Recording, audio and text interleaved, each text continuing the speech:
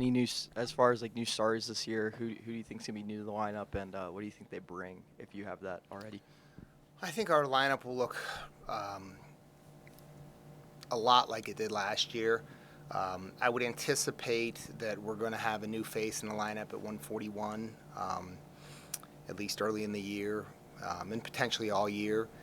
And then we'll likely have a new face. We will definitely have a new face in the lineup at 184 pounds. But I think at 184 it'll be somebody that we've seen in some capacity over the course of the last couple of years. So we've got some options, some depth at both those weight classes right now. So, but other than that, it'll likely be what we saw last year, barring any injuries.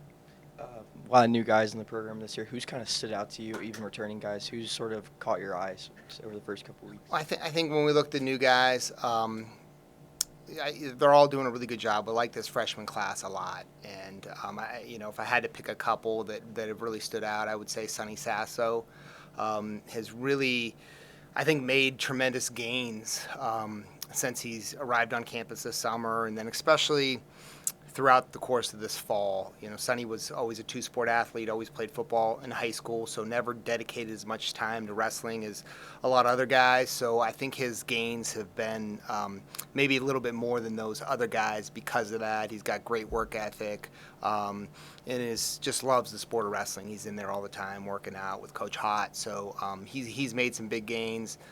Jimmy Mullen, when he's been able to be there, has been pretty impressive. He's a great athlete, a big, strong kid, explosive, moves really well for a heavyweight. As the football season has moved along, he's been able to come in a little bit more. So I think that's helping him as well. But I like that class overall. We'll either see Mac Church or Hunter Mason at 141. Those guys, we got to kind of figure it out as it goes a little bit, but both true freshmen and both guys that have a lot of potential as well. How excited are you guys for Cooper Flynn over the next couple of days and his opportunity? Very excited. This, it worked out really well for Cooper, for the team, with Cooper, qualifying to be eligible for an Olympic red shirt, to really be able to focus on freestyle this year, and it's given him something to train for and something to be excited about. He's made some huge gains since the last time you saw him in a Virginia Tech singlet. He had a great summer, did really well at U.S. Open. And then obviously at the U23 World Team Trials, went over to Poland, won his first Open International Freestyle tournament there. So we're fired up to watch him tomorrow morning. What do you kind of need to see from the team over the next couple of weeks to feel like you're on the right path to where you want to be come March? Just continued improvement, continued effort. Guys doing the right things outside of the rooms. Those kind of things. Maturity. And I think we've seen that. I think we've seen that a lot. I mean, we focus a lot on, or talk about a lot on just, making good decisions with your life, giving good effort when you're in here, being intentional with your days off and getting the recovery that you need, getting your body feeling good, getting the right kind of nutrition in you. So there's a lot that goes into being a high caliber Division I wrestler. It's a lot of little things, and you got to pay attention to those little things. Those things are important. You got to show up every day. You got to give great effort every day. And, I feel really good about, the guys that we have leading the charge for our young guys, guys like Sam Latona and Makai Lewis and, Bryce Andonian and Caleb Henson. Those guys are a great example in terms of how to approach practice, how to train. They all have the ability to push themselves really hard. They all do the right things, get themselves ready to go. So, it's exciting. We have a chance to have a very good team this year, and we're excited about the possibility of what we can do. And but the focus is and will continue to be on improvement and effort on a daily basis. So what makes Cooper an Olympic caliber wrestler? What about it that just kind of? Well, I think obviously he had to place in the top 6, I believe it was, at the Senior U.S. Open to qualify to an Olympic red shirt. But Cooper's always been a very good freestyle wrestler. The styles are a little bit different, the freestyle and the folk style. But I think Cooper's also an elite level folk style wrestler too. I just think, for him, it was a matter of just getting the opportunity this summer to really, I think he went into the summer with a little bit of a chip on his shoulder too, because things didn't go as planned for him during the season. So I think he had a lot of excitement. He had a lot to prove. He worked really hard. He took it really serious. I don't know if there's anything particular, about his style. He's definitely good in the parterre position, and does have some attributes that lend itself to being successful in freestyle wrestling. But he's just gotten better, and he's just improved. And I think he's a perfect example of what we try to do philosophically with our program, and that's just continue to get a little bit better every single day. And Cooper's done that, and I think sometimes those results show up sooner than other times. And I think with Cooper, we're really starting to see the fruits of his labor with his improvement. Is the plan still to have Cooper, the training home base, still be here in Blacksburg with the Southeast? Yeah, most definitely. He's been here, training here. There's still a lot of things that he can do with the team, even though he's taken the Olympic red shirt. So he'll come back from Albania, and he'll, probably take a little bit of time off, and then start training for the Bill Farrell, which I believe is November 18th up in New York City at the New York Athletic Club. Will be his next competition, and then he'll wrestle in the U.S. Open. How helpful is it to have Makai, who's been through the Olympic redshirt process? Obviously, his was kind of crazy with COVID and all, but how helpful is it to have a guy like Makai here alongside Cooper, and they can kind of, bounce questions off of each other and stuff like that? Yeah, I think as much as anything, just the fact that we've been through this process before, and the big thing is you got to keep them on a good schedule. You make sure they're training. They have events that they can compete in. They're going to training camps out in Colorado Springs. So, we went through that once with Makai. It's been several years, but having that experience, I think more for our coaching staff, and being able to logistically coordinate things and have events and put a calendar together for Cooper is a big thing, because you want to make sure that you have something in front of him to compete at. That kind of gets him motivated and keeps him engaged, and keeps him excited. So, I think going through that process once has helped. One more on the Olympics. If you could speak to the regional training center overall, how that's evolved, especially as you were going into this Olympic year, how that might factor into sending some people to the trials. Yeah. So this year's a weird year a little bit, because the U.S. Open is in December, right, Ethan? So it's harder for your college guys to compete in that. So we'll have some guys we'll have to petition into the Olympic team trials based on results from other events. Guys like Bryce and guys like Makai.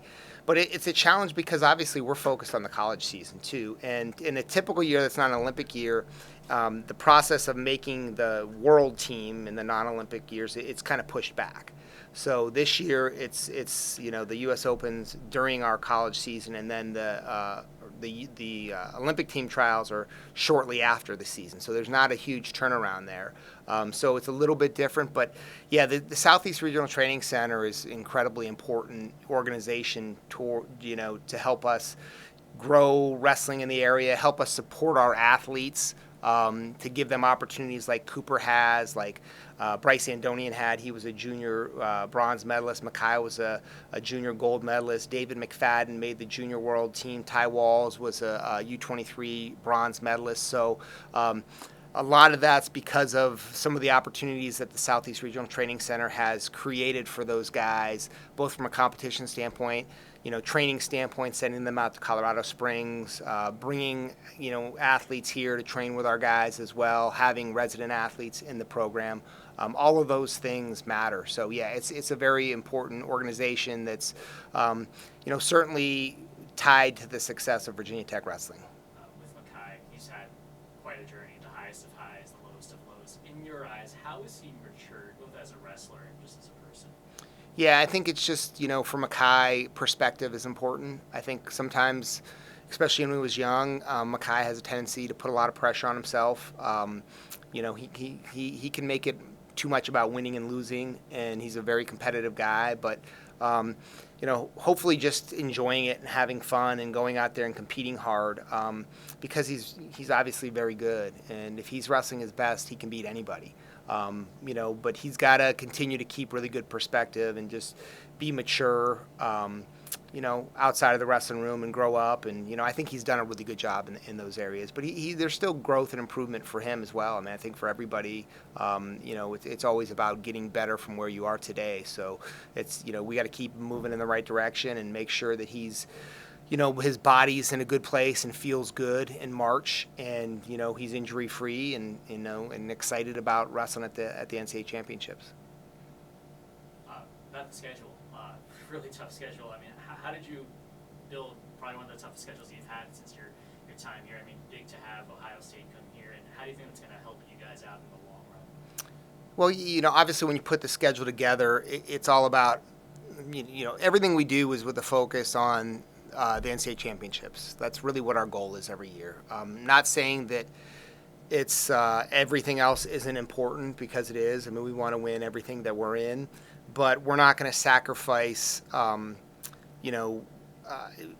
putting an easy schedule together so we can be ranked higher or we can have a good dual meet record at the expense of not being prepared for the NCAA championships. Our ultimate goal is always to wrestle our best there and make sure our guys individually are prepared. So we have to take our sports different in that sense, where we have to do what's best for them individually, and then also weigh in what's best for our team too. So when we put the schedule together, it's all about challenging ourselves. It's all about getting our weaknesses exposed. When you wrestle teams like Ohio State and Missouri and Cornell, I mean, those are three of the top teams in the country right now.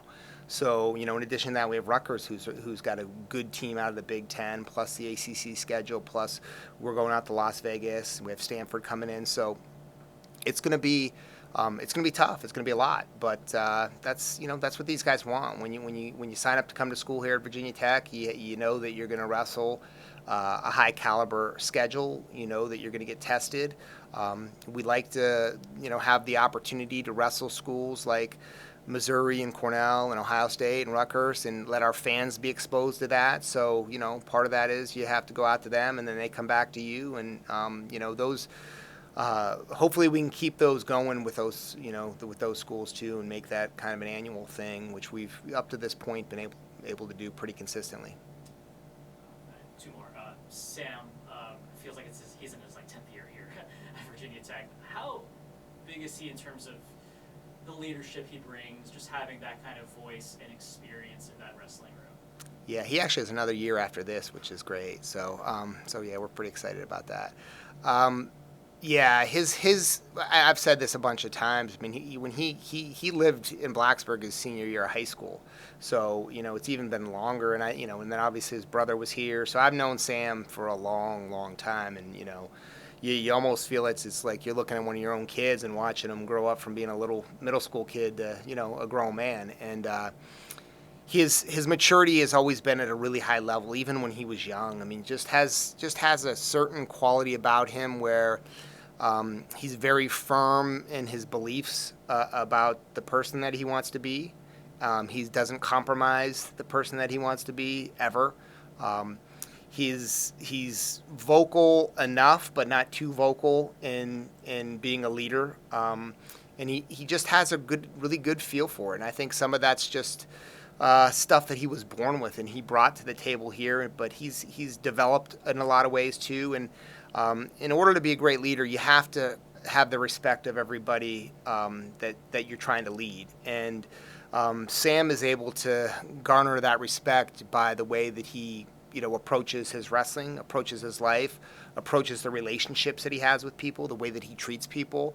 You can't say enough good things about Sam Latona, both as a wrestler and as a human being. So we're very, very fortunate to have him in our program, to help elevate everybody around him. And that's just the kind of kid that he is. Last one, Caleb, you've known him for longer, but it feels like last year he really had such a big breakout year, opened up a lot of eyes. How do you build off of that? How does he build off of that and having an even better year? Yeah, I think it's just like everything else. It's improvement. You know, being able to identify some of the areas that maybe I don't want to say cost you, but maybe is the reason you didn't perform or you didn't win the nationals last year. You know, and I think some of those are wrestling related. I think in his, you know, when we've had these conversations in his first match that he lost, I think he was just too hyped, and you know, he had to learn how to slow down a little bit in that match. And I think that he wins that match 9 out of 10 times, quite honestly. But it's a good, you know, it's a lesson learned. You got to learn lessons from those kind of experiences, and experience is the best teacher. I know Bud Foster used to say that all the time, but it's really true. It's hard to know until you know, and I think as far as Caleb moving forward and building on last year's success, I mean, he's just a pro. I mean, he's as intelligent a kid that we have in our program. His wrestling IQ and his ability to learn and his ability to process wrestling and understand what he needs to do and really, you know, be able to be coached, but also be able to coach himself. He's got a unique ability for that. Like he knows what he needs to do, but he's also very good at taking coaching and then implementing what's going to work best for him. You know, it's one of the things in recruiting that's a little bit difficult to see is like how high kids' wrestling IQ is, how well are they going to learn, and how well will they adapt to college wrestling. Caleb is probably as far ahead of anybody that I've ever coached in those areas. If he chooses to be a wrestling coach, he's going to be a hell of a wrestling coach because he just has a real understanding of every aspect of what it takes to be successful in the sport, from his nutrition, his recovery, his hydration, the technical part of it, the physical part of it, the training part of it. You know, he works on his breathing, all kinds of very detailed, nuanced things that he's able to do that help him, I think, get every advantage that he can possibly get. And then on top of that, his competitive spirit is as good as anybody's too, and he's just, you know, he can push himself physically when things get hard. So it's pretty exciting to watch him develop, and you know, I think he's going to continue to turn heads this year. All right, guys. Thank you, guys.